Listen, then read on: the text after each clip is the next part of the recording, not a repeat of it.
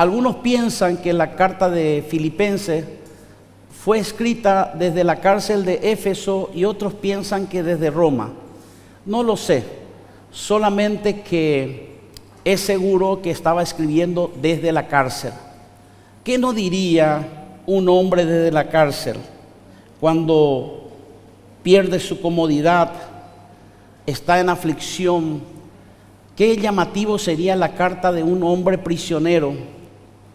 Qué llamativo sería la carta de una persona que está en aflicciones, en dolor, donde es azotado, golpeado, donde es engrillado y está en una posición, e inclusive en una de las cartas dice: tengo mucho frío, por favor tráigame una campera, un abrigo, tengo mucho frío, porque las cárceles son húmedas, no hay aire acondicionado, ni tampoco hay de ninguna manera calefacción. Un lugar incómodo, pero allí estaba él por el Señor. Y lo primero que yo me fui a la carta de Filipenses, leí en la versión de la Biblia latinoamericana católica y luego leí por completo en el Reina Valera 1960. Y ahí encontré algunas cosas que me di cuenta la fortaleza que él tenía. En Filipenses 1:6, este hombre desde la cárcel dice: persuadido estoy en esto, que aquel que empezó la obra en mí lo perfeccionará y lo terminará. Tenía una asignación mental, espiritual, de que estaba en el propósito de Dios. Y no le importaba en ninguna manera la situación física o almática. Él tenía una posición espiritual y esa posición espiritual tenía la supremacía sobre sus emociones, sobre su alma, sobre su cuerpo. Eso significa que a pesar de las pruebas y las tentaciones, Dios tiene un plan y un propósito para mí. Entonces, ¿cómo enfrentar los conflictos? Primeramente, saber mi posición de que soy una persona que tiene un diseño, un propósito y una causalidad específica en los planes de Dios, sea cual fuere, ajeno a cualquier circunstancia. A Jesús no le molestó de ninguna manera de que Él nazca en un pesebre, sabiendo que después terminaría en el trono. Pablo tenía esa conciencia, tanto así que cuando él tuvo que llegar a la hora de la muerte, él dijo: una cosa yo sé, y lo que yo sé es que me espera la corona de vida por haber completado todo aquello que Dios dispuso en mi corazón, pasar por esto y terminar mi carrera. Qué bueno es una oración de terminar la carrera y decir: solamente me espera la corona de la vida.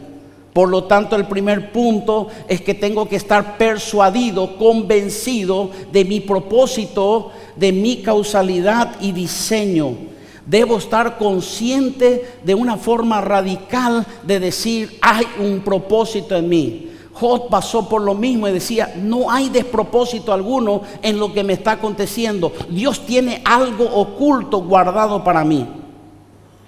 Lo segundo que veo es que él no solamente tenía una visión de lo que Dios tenía en él, sino que él tenía una visión clara de lo que Dios era para él. Por eso él escribe en Filipenses 2:5: haya pues de sentir que hubo en Cristo Jesús, el cual siendo forma de Dios, no estimó a ser igual a Dios como cosa a que aferrarse, se despojó a sí mismo y en la condición de hombre fue obediente hasta la muerte y muerte de cruz, por lo cual Dios le exaltó y le dio un nombre que es sobre todo nombre, ante el cual toda rodilla se doblará y toda lengua confesará que Jesucristo es el Señor. Él estaba diciendo: señores, yo estoy libre, Jesucristo es mi Señor. Estoy enfermo, Jesucristo es mi Señor. Estoy sano, Jesucristo es mi Señor. Tengo dinero, tengo abundancia, Jesucristo es mi Señor. Él está sentado en el trono y tiene gobierno y dominio de todas las cosas. Y estas cosas que me están aconteciendo no tienen despropósito alguno, porque Dios es el que está sentado en el trono. Entonces, la segunda asignación que usted tiene que tener en su corazón es saber que Dios está en el trono de su corazón, así como también le sucedió en Mateo en el capítulo 8, cuando los discípulos están en la barca. Ellos notaron que en esa tormenta, muchas veces esas tormentas que vienen a tu vida no son para mal, son para bien. Y usted dice, ¿por qué para bien? Mire, escuche bien y no se moleste por lo que le estoy diciendo. Gracias a esa tormenta, usted hoy es cristiano. Porque muchos de nosotros cuando estábamos bien, ni nos acordábamos de Dios. Pero cuando estamos al borde del ateísmo, del agnosticismo, del noxismo, cuando estamos al borde de estar apartados de Dios, al borde del precipicio en el matrimonio, en el hogar, la familia, allí acudimos a Dios y esa tormenta nos sirvió para conocer a Dios. Así también las tormentas en el presente como cristiano van a tener propósito en tu vida para que tú veas que el poder de Dios. Los discípulos jamás hubiesen experimentado el poder de Dios si no hubiesen visto esa tormenta venir y verle a Jesús levantándose después de estar dormido y decir, a ti te digo, cállate, bonanza se haga, haya paz en este lugar. Quiero que usted sepa también que tenemos que ser equilibrados, porque hay veces que Dios calma la tormenta y hay veces que Dios calma al tripulante, pero la tormenta sigue. Muchas veces tenemos que entender que en medio de la tormenta sí podemos tener paz. Usted sabe que una de las cosas que vemos de acuerdo a nuestra perspectiva, para la palmera la tormenta es gloriosa. Usted dice, no entiendo, pastor, ¿cómo para la palmera es gloriosa? Porque cuando la palmera viene la tormenta, él ya está encorvado porque tiene elasticidad, tiene dureza, su raíz está arraigado en el suelo y dice, esta es mi oportunidad de crecer, de levantarme y de extenderme. ¿Por qué? Porque la palmera no camina. La palmera no puede agarrar sus frutos y lanzar a otro lado y sembrar la semilla. Entonces dice, yo amo la tormenta porque cuando viene la tormenta el mundo ve que yo pierdo frutos, pero no saben que el propósito real es que al perder esos frutos se van a otro lado y se multiplican y se crean otras palmeras. Por lo tanto, la palmera es amigo de la tormenta. Y la tormenta es glorioso para aquel que está parado como la tormenta, como la palmera. Por eso es muy importante la disposición de nuestro corazón. ¿Cuál será el propósito de Dios? Muchas veces decimos ¿por qué Dios? Cuando deberíamos preguntar ¿para qué Dios? Esa sería la pregunta. Lo tercero que podemos notar es que en Filipenses 2:12, porque estoy usando el libro de Filipenses, dice la palabra, estando que ciertamente en obediencia mantengámonos, dice, más ahora en mi ausencia, ocupados en vuestra salvación y con temor y temblor, porque Dios es el que vosotros produce así el querer como el hacer por su buena voluntad. Y encontré algo muy interesante. Nadie está ajeno a perder algo en la vida. Nadie está ajeno a perder un familiar, un ser querido, a perder dinero, a perder recursos, quizás perder el matrimonio, perder amigos, perder un negocio. Nadie está ajeno a eso. Pero cuando usted está en esa situación de pérdida, escuche bien, lo que dice Pablo es, escucha, dice, no importa si se pierden cosas tuyas, lo importante es que no te pierdas tú. Porque muchas veces cuando perdemos cosas, nosotros bajamos nuestro nivel de fe y queremos de alguna manera nosotros quejarnos, dejar la iglesia, dejar los hermanos. ¿Por qué? Porque no estamos viendo la mano de Dios. Y Dios dice, mira, lo más importante es que tú puedes perder cosas, pero lo más importante es que no pierdas tu salvación. Ocúpate con temor y temblor. Mantente obediente. Esa es la actitud que debo tener ante las tormentas y las adversidades. En Filipenses 3:12 y 13 dice, olvidando ciertamente lo que queda atrás y extendiéndome a lo que está adelante, prosigo a la meta, al premio del supremo llamamiento de Dios en Cristo Jesús. Acuérdense que estamos hablando de un hombre que está en la cárcel, pero yo estoy inmóvil aquí. No, se me ocurrió ahora, no lo tengo anotado. Dios le dice, Pablo, andas recorriendo mucho, visitaste Asia, Europa, estás por todo el mundo, África, parte del África también predicó. Dice, predicaste por todas partes. Dice, Pablo, te necesito quieto. Y la única forma de detenerte es apresarte para que ahí me escriba las cartas. Porque si andas recorriendo y predicando por todo el mundo, no tienes tiempo para escribir. Por eso es que la mayoría de sus cartas son hechas en la cárcel. Y lo que él pensaba que era para mal, era para bien, porque después dice en Romanos capítulo 2, dice que Pablo dijo, oh, qué revelación tremenda, porque Dios le dijo, estas palabras por las cuales tú escribes hoy, estando desde la cárcel, son las que juzgarán al mundo entero. Dios le mostró que iba a ser una carta inspirada por el Espíritu Santo y que por ella iba a ser juzgado el mundo entero. Así que estés en la cárcel, estés libre, estés sano, estés enfermo, Dios tiene un plan y un propósito para con tu vida. Una de las cosas más rápidas que perdemos cuando estamos en una situación de tormenta o de crisis es el gozo y la paz. Y este hombre nuevamente, no sé, usted se da cuenta la asignación espiritual, mental, de propósito, de causalidad que él tenía en su vida. Porque él dice, regocijado, otra vez regocijado, 2 veces repite, dice, estén felices, estén contentos, pásenla bien. Ahora, qué diferente hubiese sido si esta carta hubiese sido escrita desde un escritorio con aire acondicionado a full, sin problema, con una cuenta bancaria abultada y tener una caja fuerte lleno de dinero. Hubiese sido totalmente diferente. Y diría, ¿qué tú me vas a decir, Pablo? ¿Cómo no vas a estar gozoso si tienes la casa propia, tienes el auto propio, tienes tu esposa, tienes tus hijos, tienes tu familia, estás sano, estás libre, puedes correr por el mundo, viajas por el mundo? Sin embargo, él estaba aprisionado.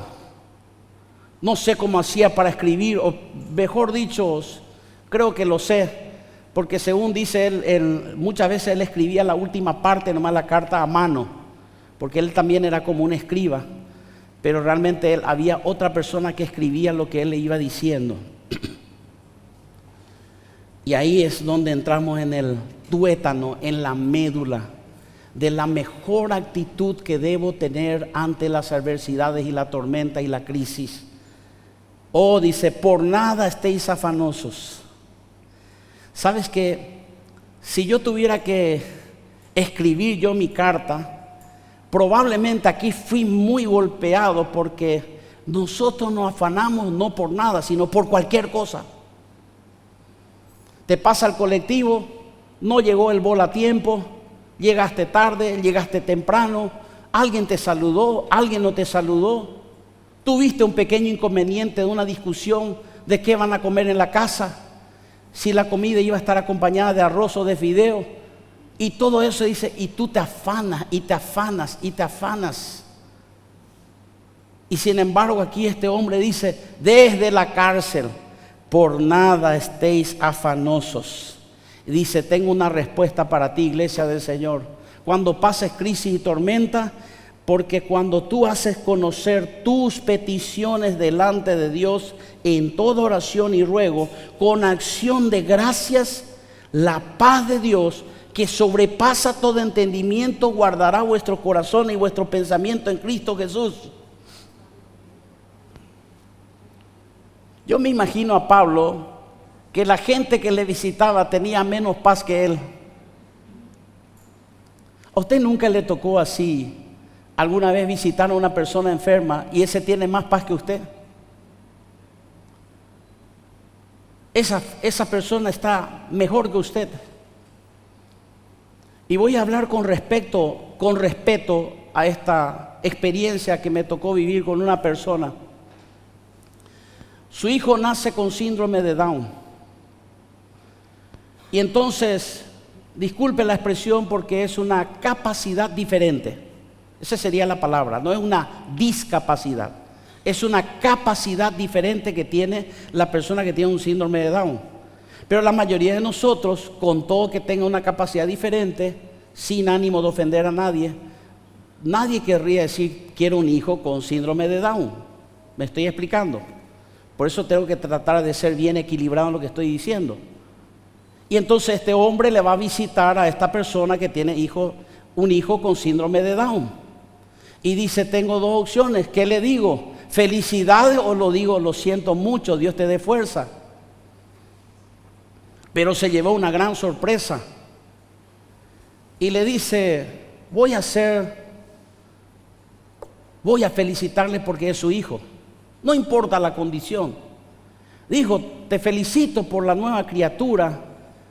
Y por obvio motivo sale en el tema que él tiene un hijo de síndrome de Down. Y le dice, ese hombre le dice, escuche la perspectiva de este hombre, dice, te voy a decir algo muy importante. Hay muchas personas, no como tú, que me dicen, lo siento mucho. Y yo le digo a ellos, lo siento por ustedes. ¿Y por qué lo sientes tú? Y dice, porque tú tienes hijos. Sí. ¿Cuántos hijos tienes? 3 hijos. Yo quiero decirte algo. El día de mañana, tus hijos todos se marcharán de la casa. Sin embargo, mi hijo siempre estará conmigo. Y le podré dar todo el amor del mundo a mi hijo. Y podré darle todo el cariño. Porque estas personas que tienen capacidades especiales como lo de síndrome de Down, están repletos de amor. Son personas muy amorosas, son pacíficas. Son personas que usted al mirarle ya les ama y estira el amor, y muchas veces usted es ministrado por esa persona porque tiene una abundancia de amor. Porque en una ocasión visto un video que me llamó la atención, porque ese dice que es su reacción de ellos, y entonces decía que cuando fallaba, hacían un juego y cuando fallaban le tocaban la cara así al niño, al joven. Y entonces cuando el niño que tenía síndrome de Down, que ya tenía unos 14, 15 años, se notaba, él en ese momento ganó y le tocó a su hermano, y él en vez de pegarle se fue y le abrazó, porque ellos solo pueden dar amor, porque está repleto de amor. ¿Cuál es la perspectiva que tú tienes cuando pasas por crisis? ¿Aprovechas para darle gracias a Dios o aprovechas para tener quejabanza, como dicen algunos? Y ahí es donde usted termina diciendo, y Pablo dice, tremendo este varón de Dios. Muchos estamos un poco alejados de Pablo, que estando en esa situación dice, sé vivir en abundancia y sé vivir en pobreza. Sé lo que es estar enfermo y sé lo que es estar sano. Lo único que sé es que todo lo puedo en Cristo que me fortalece. Y termina diciéndole a este hombre que tenía frío, que estaba encarcelado, que estaba preso, que no estaba en libertad, él dice, 4:19, mi Dios pues suplirá todas vuestras necesidades conforme a sus riquezas en gloria. Dios tiene preparado algo hermoso para vos. Lo más importante es nuestra parte, cuál es nuestra actitud. Y me recuerdo un testimonio porque Dios estaba tratando conmigo, porque era ministro de alabanza. Entonces me invitaban a los congresos de música para dar palabras. Y fui confrontado en una ocasión.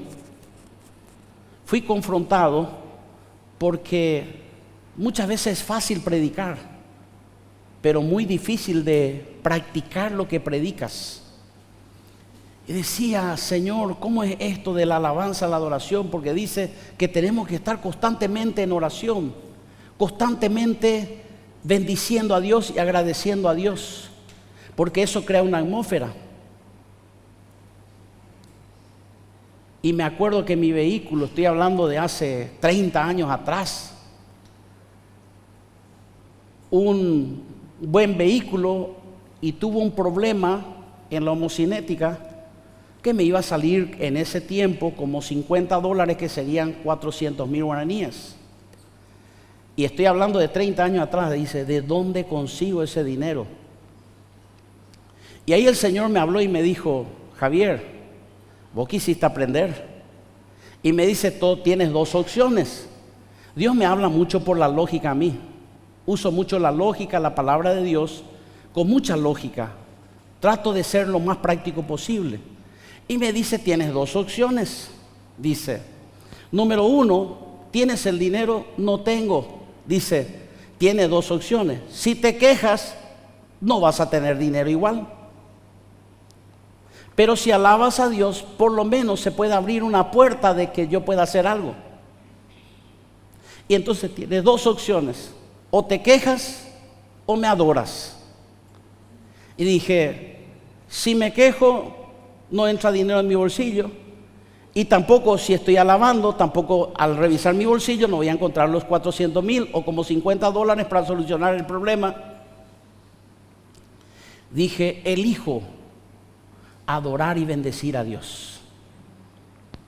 Y nunca me olvido, porque agarré la guitarra y dije, voy a entonar esto.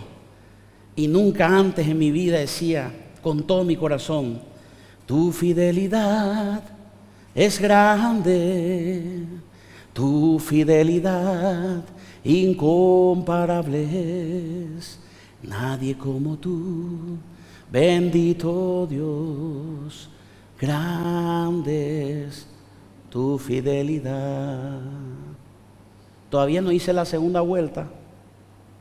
Alguien me dice, Javier, porque es un amigo, Javier, vos sabés que no sé qué me picó, no entiendo, pero necesito darte algo.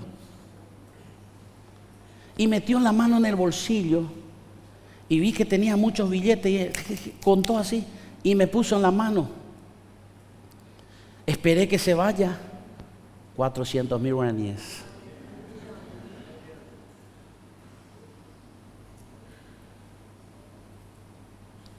Pero la persona que se sabe quejar, sabe que cuando recibe, aun cuando se queja, va a decir, y Señor, ¿y para el Uber, para ir a llevar el vehículo y volver a casa?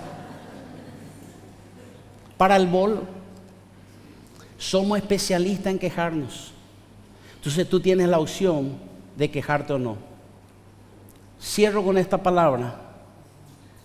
David tenía una congregación igual que la mía. Los desesperados, los que no tienen dinero, los abatidos, los amargados, los opresivos, los endemoniados. No, digo nomás. Mi esposa ahí desde el fondo. Cancelo esa palabra. Sí. Solo es una broma. David tenía esa congregación. 22 veces Saúl le quiso matar. 22 veces. Y en la última dijo, le tiraba lanza y él cantaba y le tiraba lanzas, le quería matar. Sé que sientes lo mismo cuando Humberto está cantando aquí. Pero no es porque tiene unción, sino que canta mal. No, digo nomás, es un chiste.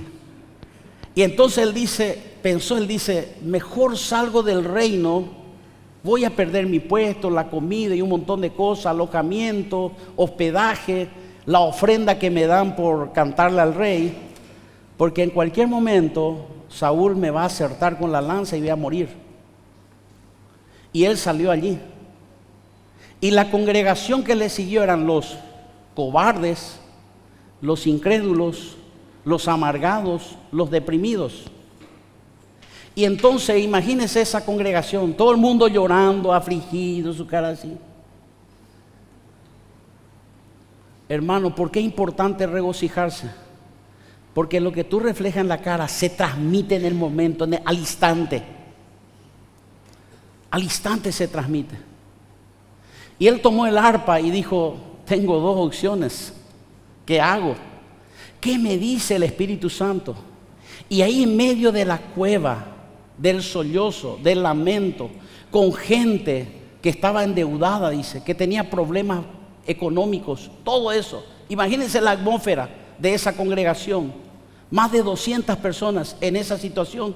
Y David se levanta, toma el arpa y dice: bendeciré a Jehová en todo tiempo, su alabanza estará de continuo en mi boca. En Jehová se gloriará mi alma, lo oirán los mansos y se alegrarán. Engrandeced a Jehová conmigo y exaltemos aún a su nombre. Porque busqué a Jehová y él me oyó y me libró de todos mis temores. Porque los que miraron a él fueron alumbrados y sus rostros no fueron avergonzados. No tuve temor, porque los pobres, dicen, no tienen necesidad. Y aún los leoncillos no tienen hambre, porque Dios es quien los sustenta. Ese es nuestro Dios. Por eso tengo la mejor opción de bendecir a Dios. Así que la próxima vez cuando tu esposa te dice algo y te dice: mira, Javier, yo voy a decir: bendeciré a Jehová en todo tiempo, su alabanza estará de continuo en mi boca. No me busques pleito.